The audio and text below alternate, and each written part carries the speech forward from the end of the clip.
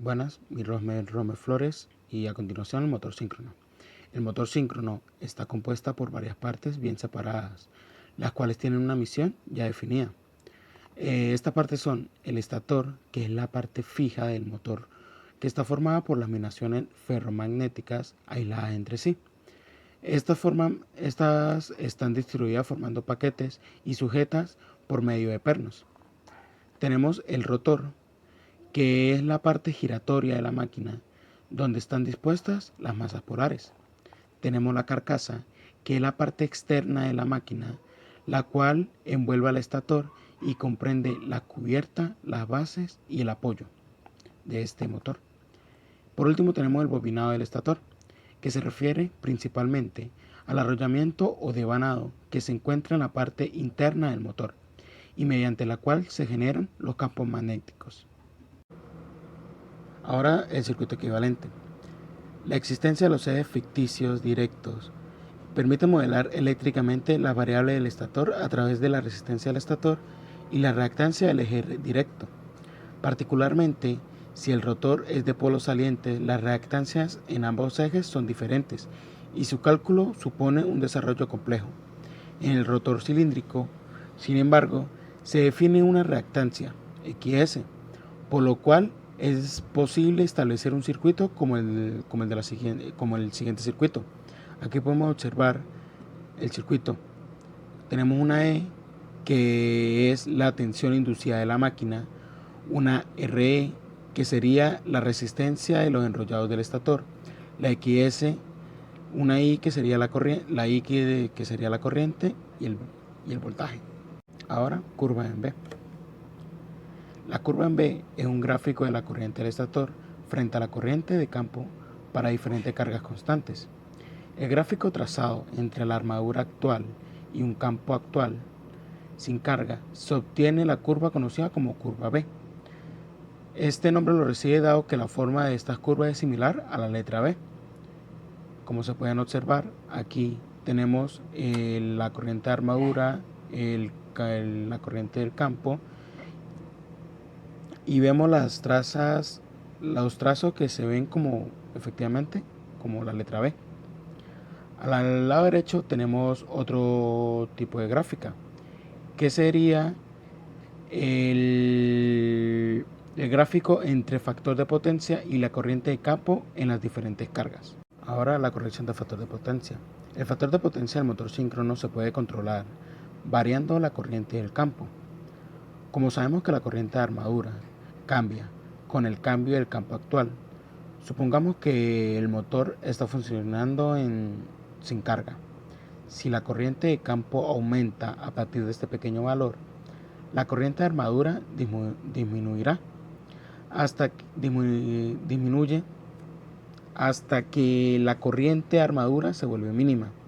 En este punto mínimo, el motor está funcionando a un factor de potencia unitario. El motor funciona con un factor de potencia rezagado hasta que alcanza este punto de operación. Tenemos los métodos de arranque, como un motor síncrono usando devanados amortiguadores. Para arrancar, es necesario colocar un arrollamiento en jaula de ardilla sobre los polos de la máquina. Para efectuar el arranque asíncrono, el devanado de la excitación debe estar cerrado sobre una resistencia óhmica cuya magnitud debe ser de 10 a 15 veces superior a la propia. Después tenemos como motor asíncrono variador de frecuencia. Es un sistema en el cual para conseguir el arranque del motor se debe reducir la velocidad del campo magnético giratorio del estator hasta un valor suficientemente bajo como para que el rotor se pueda acelerar y enganchar con él durante medio ciclo de rotación del campo magnético. Por último tenemos utilizando un motor secundario o auxiliar para el arranque.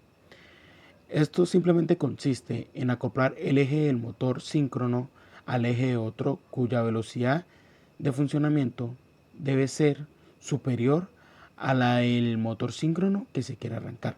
Por último tenemos los motores síncronos de imanes permanentes. La máquina síncrona de imanes permanentes sigue un funcionamiento similar al de una máquina síncrona convencional. Ambas son una máquina eléctrica rotativa de corriente alterna, cuya velocidad de giro coincide con la velocidad del campo magnético giratorio. Una máquina síncrona convencional está compuesta por dos devanados, uno de inducido y otro de campo, concatenados mediante un campo magnético. Generalmente el devanado de inducido es un devanado trifásico y se encuentra en el estator, mientras que el devanado de campo se alimenta con una corriente continua y se sitúa en el rotor. Tanto el estator como el rotor está formado por el apilamiento de chapa de material ferromagnético. Esa distribución general requiere el uso de anillos colectores o delgas para alimentar el devanado de campo en la parte giratoria. Ese proceso provoca el rozamiento de los anillos, produciendo una disminución del rendimiento debido al calor que desprenden y aparte requiere un mantenimiento constante. En las máquinas síncronas de imanes permanentes se soluciona este problema mediante el uso de imanes permanentes. En lugar de un devanado de campo en el rotor, los imanes proporcionan un campo magnético al exterior, al igual que el creado por el devanado de campo, mediante la circulación de corriente por una bobina. De esta forma se eliminan las pérdidas del circuito rotórico y se evita la necesidad de un sistema de excitación. Hay dos tipos de motores síncronos, de imanes permanentes. Están los motores síncronos con una distribución de imanes superficiales, en la cual los imanes permanentes de espesor constante se fijan sobre la superficie cilíndrica de material ferromagnético del rotor utilizando un potente adhesivo, normalmente resinas. Y el otro que sería los motores síncronos con una distribución de imanes interiores. Los imanes se colocan en el interior del rotor en unos huecos practicados en el material ferromagnético. Por último, tenemos el uso de los motores síncronos de imanes permanentes en vehículos eléctricos. Últimamente se ha popularizado la implementación del motor síncrono de imanes permanentes en vehículos eléctricos debido a su alto rendimiento que proporcionan y la fiabilidad de sus prestaciones. Su reducido peso y tamaño, contenido y compacto, también favorecen su aplicación en automóviles, al igual que la posibilidad de la eliminación de dispositivos reductores de velocidad.